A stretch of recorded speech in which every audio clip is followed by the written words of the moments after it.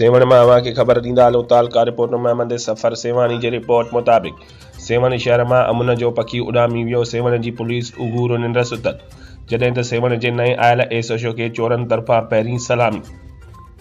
भट्टी मौला सेवण जे रहवासी गुलाम अब्बास ख़ासि कैली जे गुज़िरियल राति नामालूम चोरनि पारां दरनि जा ताला तोड़े घर अंदरि चोरीअ जी वारदात करे फरार थी विया।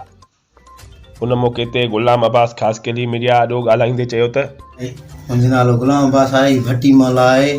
हीउ राति जो थियो आहे, ख़बर न आहे कहिड़े टाइम ते थियो आहे। हिन में भांडार में 60-70 हज़ार पियल आहे। हिन में माईअ जी मुंडियूं पियल हुयूं, झुमकियूं हिन वटे में इहे बि कोन्हनि खे।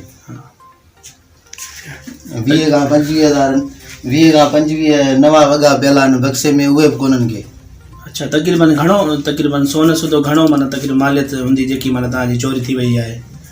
सोन लख खन जो थी वेंदो।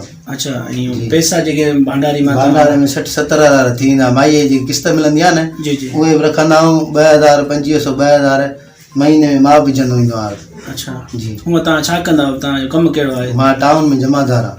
अच्छा, कहिड़ो मुतालबो कंदो? ऐं हिन वक़्तु ताईं तव्हां पुलिस पहुती आहे? न, अञा ताईं न पहुती आहे। तव्हां पुलिस खे इतला कयो आहे? पुलिस खे तव्हां इतला कयो? जी, चाचा खे फ़ोन कयो अथऊं, उन चयो अथसि जीअं अचे थी पुलिस। कहिड़ो मुतालबो कंदो? SSP Jamshoro, DIG Hyderabad. मां अपील थो कयां, मुंहिंजो सामान जेको चोरी थी वियो आहे उहो मूंखे वापसि कयो वञे।